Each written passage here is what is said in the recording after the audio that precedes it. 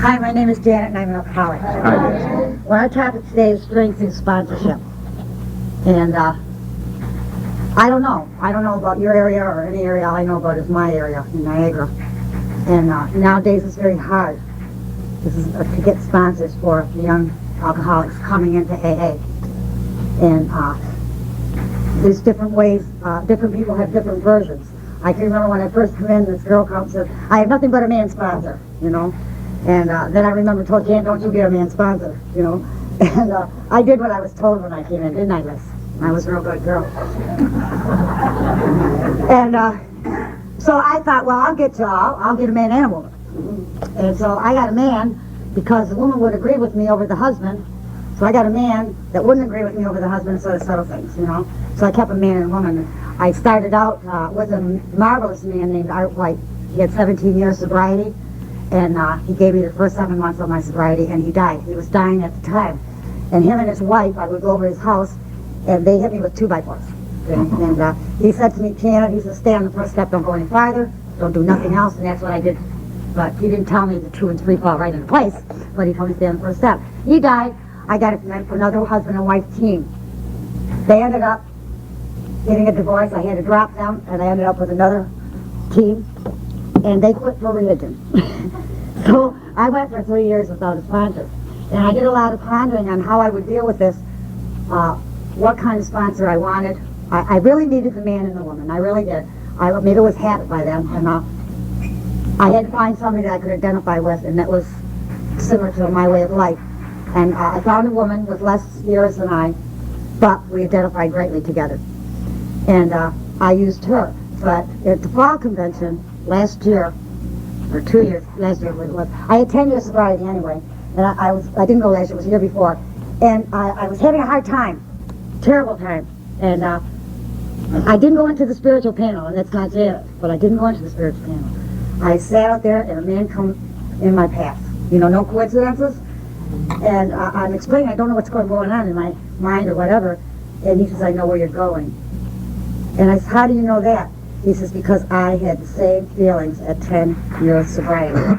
He says, always when you have difficulty in your program, go to somebody with more years than you because they've been through it. Now I can remember my friend Henrietta telling me maybe 4 or 5 years ago, Janet, you've got to have somebody with good, long-length sobriety to tell you because they have been through it. So I tell the beginners, you know, I respect their sobriety. I do. I get a lot out of them. But I tell them, if you're having trouble at 2 years, go with somebody with 5 years because they've been through it. They've been through your disease of alcoholism, and they'll be through. They know what it's all about, and it's beautiful. Now I'm going to let Kelly say his piece. This is Kelly from the Niagara area. Lewiston. Kelly, I'm an alcoholic. A very serious case, I must say. I find myself after drinking for many years, and I guess the page 30 in the big book pretty much sums it up as incomprehensible demoralization. You know, and it's exactly where I was. Found myself in California, sleeping in the weeds, living on the streets and in the alleyways, and holding up in abandoned buildings and abandoned houses. And I can remember going into a grocery store and going down to produce and whipping up a salad, you know. And I knew I was going to jail when I went in there, but that was okay. You know, it was shelter. It was raining out. I had nowhere else to go. And suicide attempts and you know, many years of this went on. And I find myself in a meeting of Alcoholics Anonymous in Buffalo. The last thing on my mind was to stop drinking when I find myself there. I wound up there through the windshield of a stolen car, in a drunken blackout. It's, you know, just a usual day. You know, nothing different about that. But I don't know. From that meeting, I got just a little bit of hope. You know, maybe the alcohol has something to do with the way my life is going and has been going for many years. And so I took the suggestions. And I went and done a lot of things that they told me to do with inpatient and counseling, and went into a halfway house in Niagara Falls. And I heard someone tell me that I have to get a sponsor. You know, when I came into this program, all I had was the clothes on my back. That was it. I mean, nothing. My family had nothing to do with me. I remember a couple months sober, I was at a meeting and I was complaining because I had to do my laundry that day. You know, before I got done complaining, I remembered that I didn't have any clothes to wash just a couple months ago, you know, and I had to borrow clothes from my roommate at the house to wash the ones that I had on. So it come time to choose a sponsor, and so I chose the sponsor. I didn't choose him because he had 8 years sobriety, because he was serious about Alcoholics Anonymous, because he could help me with the steps and all these things that I probably should have been looking for a sponsor for. I chose a sponsor because he had a gold watch and he had nice clothes, you know, and he had a nice car, he had a home, he had a job, he had a family. I wanted what he had, you know, and things went along pretty well. He worked with me the best that he could, as sick as I was at that time. A year later, just short of a year, I find myself, I have a gold watch, I had nice clothes, I had a nice car, I had a home, I had a good job, but I also had a drink in my hand, you know.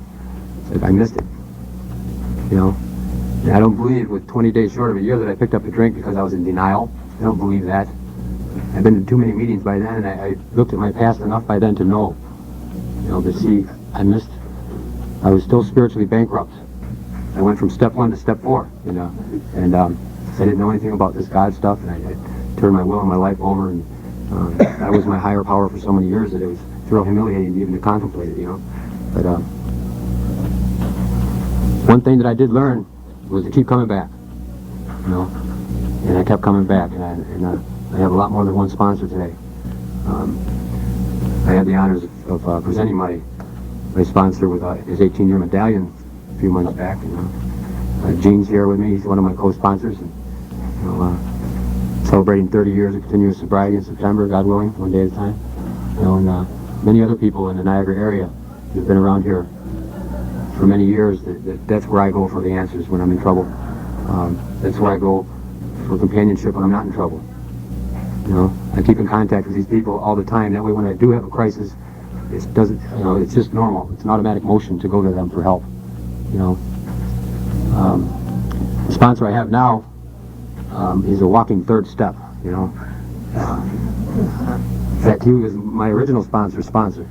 You know, and he got me a little more open-minded. We go to spiritual retreats together. We work on the steps together.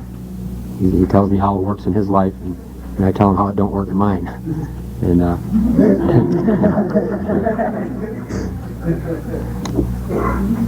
it's really nice, you know. Like I contact him every couple of days, and if 3 or 4 days goes by that he doesn't hear from me, he calls me up once in a while, you know. And you know, we do things like we pray together over the phone, you know, for other people that are in the program that are having a hard time. We pray for each other, you know, and it seems to be working pretty well. I was thinking today about this story that I heard about this man in his basement. And he's down there and he's working on this real important project. And this little girl keeps coming up bothering him. And he says, how am I going to get her to leave me alone so I can finish this? So he comes up with this idea. He gives her a picture of a puzzle. And it's a puzzle with a picture of the world on it. And he sets her down. He says, that'll keep her busy for the rest of the day. Because she don't know what the world looks like, you know. Well, a couple hours later, she comes running down the basement. Daddy, I finished the puzzle. And he looked at her, he couldn't believe it. He says, how'd you do that so fast? He says, well, on the back side of the puzzle, there's a picture of a man. And when I put the man together, the world fell into place. You know, and I think that's how Alcoholics Anonymous works for me. I just come to meetings on a daily basis, and I ask for help, and I stay sober one day at a time, and all the other external things in my life just seem to work out. You know, if I can just learn to stay out of the way. You know, I have a decent job today that I really enjoy. You know, I get up before the alarm some mornings. You know, that's really strange. I didn't have an alarm when I got here, but and I've also been sponsoring.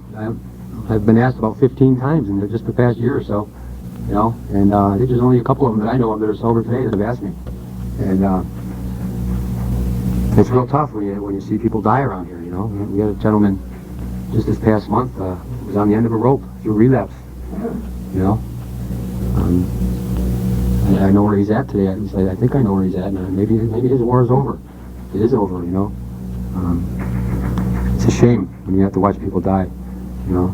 And not 24 hours later, I get a phone call, and another gentleman that I'm sponsoring is up in the hospital with 2 broken arms, a broken leg, a broken foot, broken hips. A guy hit him in the back of the head about 20 times with a 2x4, you know, drunk, fighting over a bottle of wine. you know, and you know, you go up there and you see these things going on all around me, you know, and I just thank God, you know, and then I pray to God that maybe one more person will make it one more day, you know. This program has certainly changed my life, you know. It says in the big book that we either learn how to live on a spiritual basis or we die an alcoholic death. And it's not easy alternatives to face. I'm finding that Alcoholics Anonymous is the easier, softer way. I've tried many other ways, and say my life is better than it has ever been, you know, and that's enough belief, you know. When I first came in, I just came in hope, and then I started to gain a little faith, and today I really believe that this is the easier, softer way for me. I don't really have too much more to say. It's a little poem. It's my favorite poem, and then I'm going to turn it over to my friend here. It's called Future. I used to have so many dreams of life so full of zest. I used to dream that life for me would be nothing but the best. I tried so hard to do what's right, to make my dreams come true. Then something happened within my life that changed my point of view. I began to drink and then use drugs, and on that day my life began to change. My dreams, my hopes, and all my plans departed, and that seemed very strange. I never thought that just one drink would change my life, you see. I never thought this terrible disease would strike someone like me. Depression and guilt were my only friends. I just couldn't see the light. I began to wish for the ultimate release, and then God was there one night. He said if I wanted to live, there's a way, but I must pay the fee. Not using drugs, not even one drink. Now that's the life for me. Thanks. Thank you, Tom.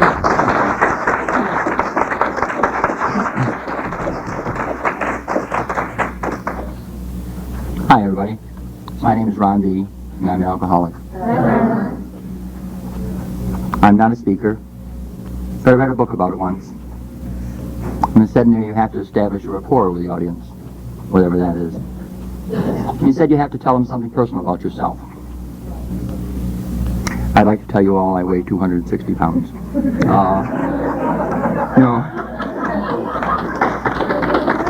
AA we get an awful lot more personal than that. But I think we have a very good time talking about a very serious subject.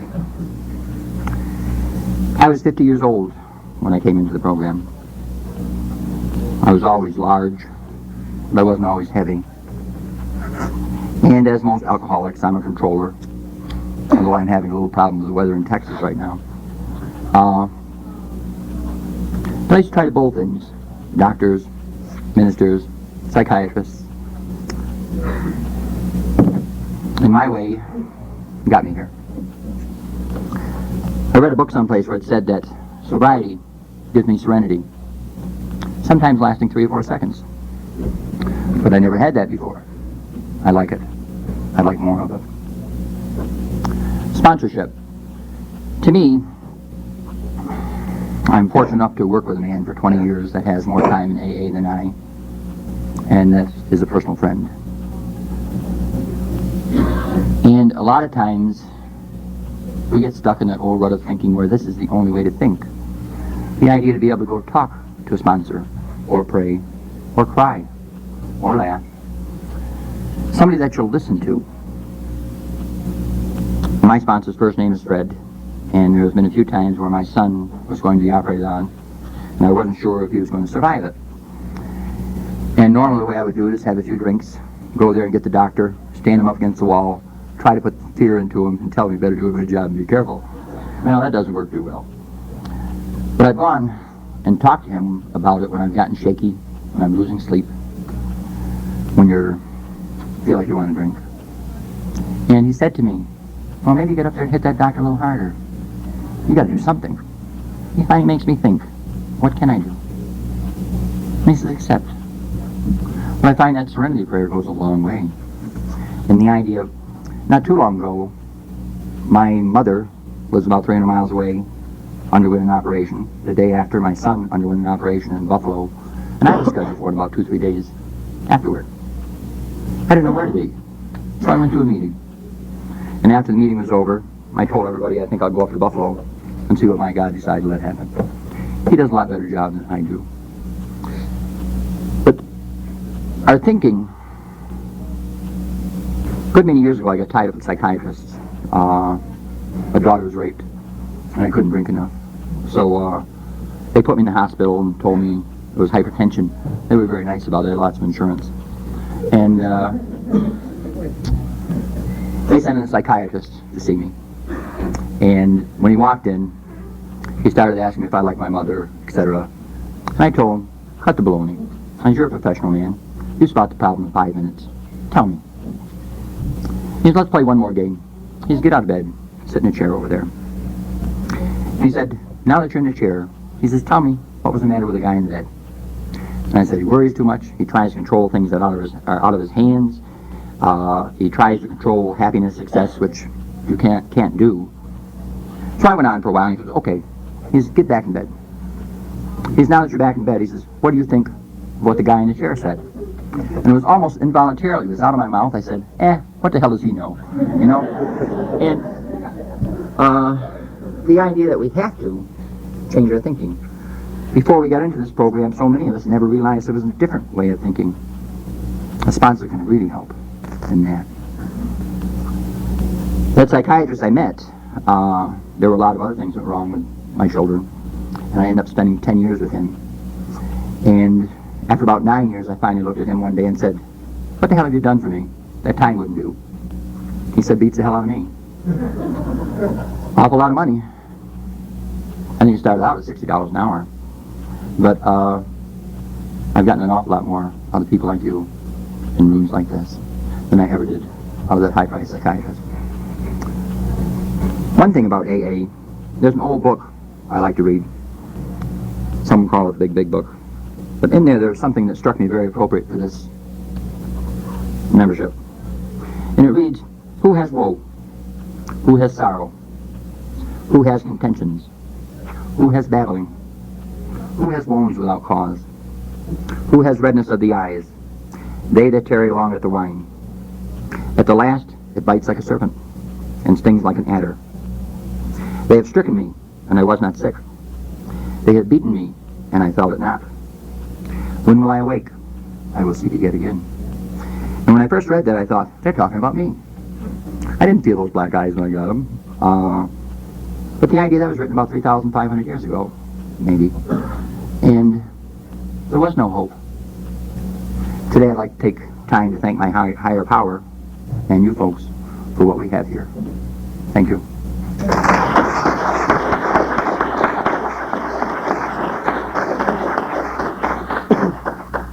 I'm a recovered alcoholic. My name is Scott Tanner. I'm a member of the Ocean Park Step Group. Hi, Scott. Sitting here thinking that, how I got here today, A little over 9 years ago, I was at a group in Lackawanna on a Friday night, and it suddenly dawned on me that I was going to be getting my 3-month PIN very soon, and I didn't have anybody to give it to me, So I saw this big guy that was at this meeting, and he was in the habit of always saying, well, it hasn't been easy, but it's been fun. And I said, geez, I want to have fun, So I went up to this guy at a general service meeting that next Sunday and asked him if he would be my sponsor.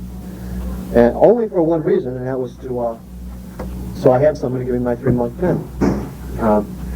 He told me that he was going out to Dunkirk the next day, and that he would pick me up, and that I could go with him, and I could take his inventory, and then I could make up my mind whether or not I wanted to have him be my sponsor. And it went right over my head. I had no idea what he meant when he said I could take his inventory. And we went out to this meeting in Dunkirk, and by the time we got there, it finally dawned on me that he was the speaker. And which meant, I didn't know it at that moment, or I'd have jumped out somewhere on the thruway, which meant I was the speaker. I had a little less than 3 months of sobriety. I'd been around Alcoholics Anonymous for a little bit of time, and I come into Alcoholics Anonymous to the treatment centers and continued and was bound and determined that I was going to stay sober my way. There was no power in this fellowship that was going to tell me what I was going to do. And I had no problem going to an AA meeting and telling you that I hang out in gin mills and I lie, cheat, steal, and do all the things that I have been doing prior to getting here, except for now I drink pop instead of drinking beer. And I came to meetings all the time and said that. And I got drunk, And I asked this guy to be my sponsor, and he quickly, again, I asked him for all the wrong reasons, and he introduced me to some people in Alcoholics Anonymous that were involved in service work, And anytime Bill was involved in something, that meant Scott was involved in something, This man, my mind's off scatterbrained. I wasn't prepared too much for this today, but he in the beginning, when we the Father Baker group started, we decided that we were gonna show you all how to do it. We were gonna rewrite the big book, and you know, we had the group of individuals that was involved in starting that group. I had 6 days of sobriety when I was elected lifetime chairman. And you know, the thing about it was is that nobody in our area thought that any of us would stay sober, you know, and most of us didn't. You know, I'm sorry to say, sitting here, that some of us are dead.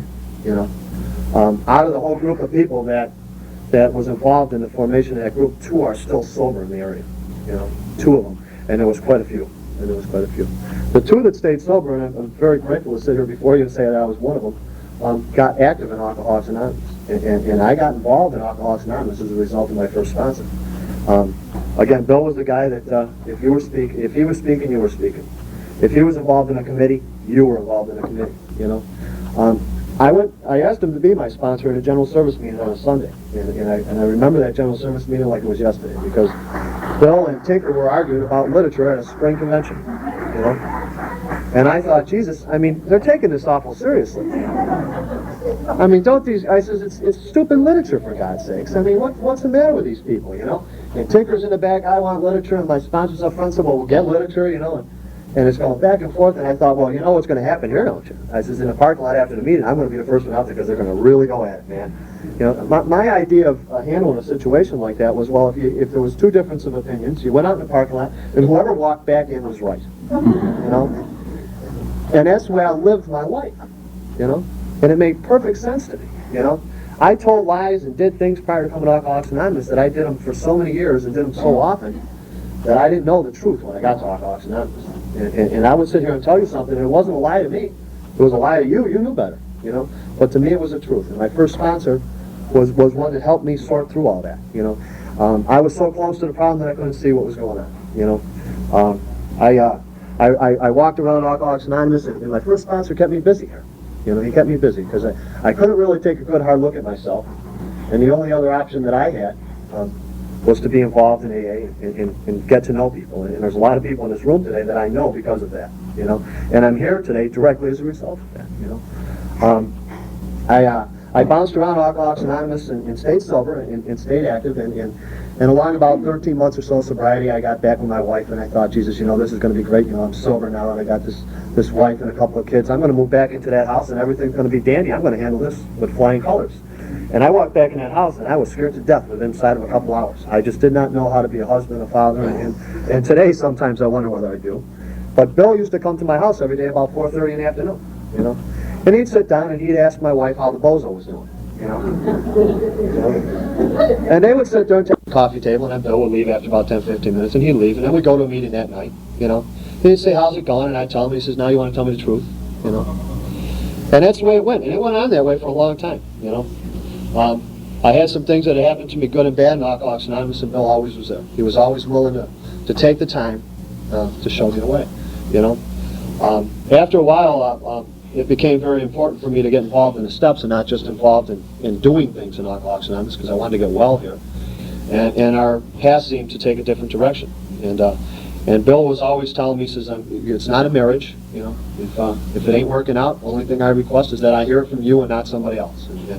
And I agreed to that when I asked him to be my sponsor. Another thing I agreed to is he said, I take your inventory when I see fit at any time I see fit. If you can't agree to that, then you're better off not with me. Today I sponsor a fellow who saved my life over the last 3 years, probably more than once. And we practice the same thing, you know. A lot of people don't agree with that, but that's the way we do it. He stayed sober, I've stayed sober, and we've become very, very close friends.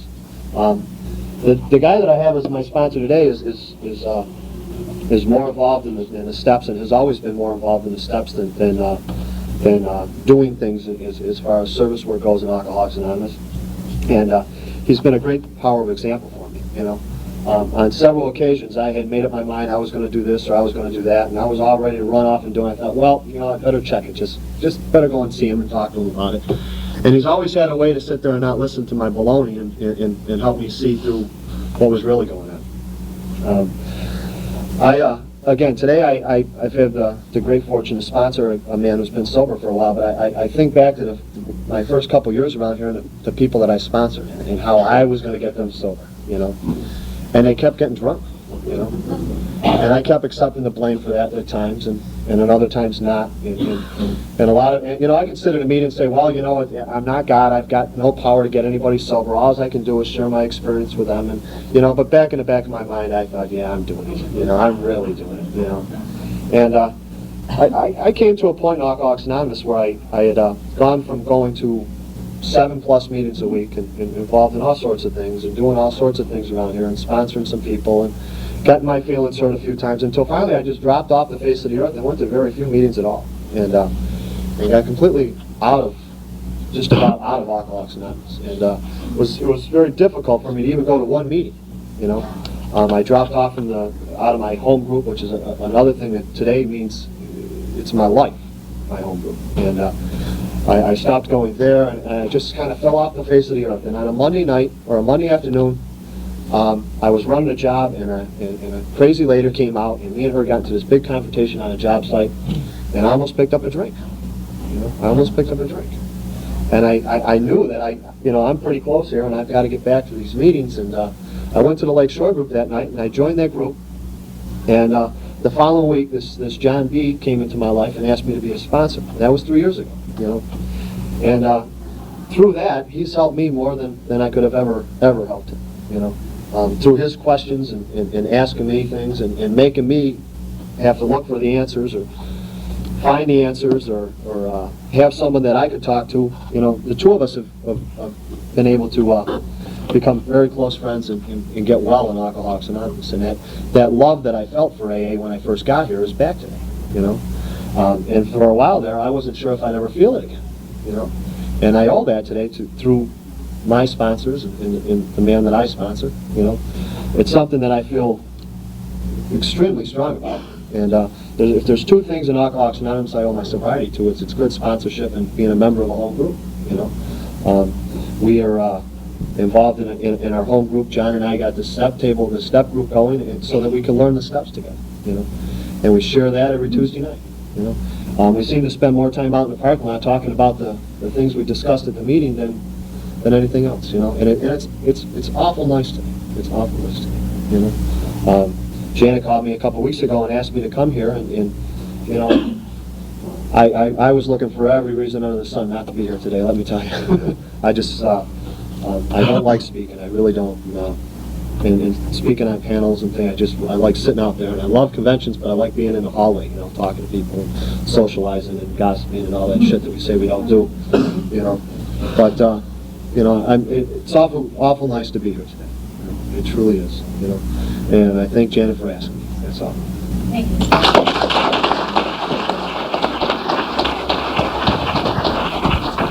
You know, there was one thing that a couple things Scott said, but I was told early in AA that you can outgrow your sponsor, and that's okay.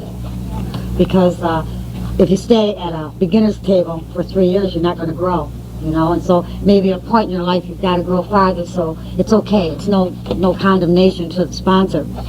But I was at a meeting a few months ago, and I had asked my higher power, my Jesus, I needed something special in my life at this particular time. He does this to me all the time. I said, throw something my way. Just throw something my way. I need something. I went to a meeting, and this little colored girl approached me, and she says, I'm scared to ask you. I got to ask you a question. I said, let's go over in the corner. And she said, I want you to be my sponsor. And I looked up, and I said, okay, God, I'll do it. I did all the wrong things. She was in a rehab. I went to the rehab, seen her every day. I left the New York State Convention dog-tired, and something come over me. This girl needed me. It was overwhelming. I was real tired, but I drove to the hospital because I was picking her up the next day to take her into a fellowship house. And I got to the hospital, and she had gone into a state of depression, wouldn't talk to anybody, and as soon as she see me, she said, you didn't say you were going to be here. And she snapped out of it. Well, wasn't I God? You know? I did this. So I picked her up and took her to meetings, and I took her to meetings, and I brought her books, and all the wrong things. I didn't let her do it for herself. I was in control.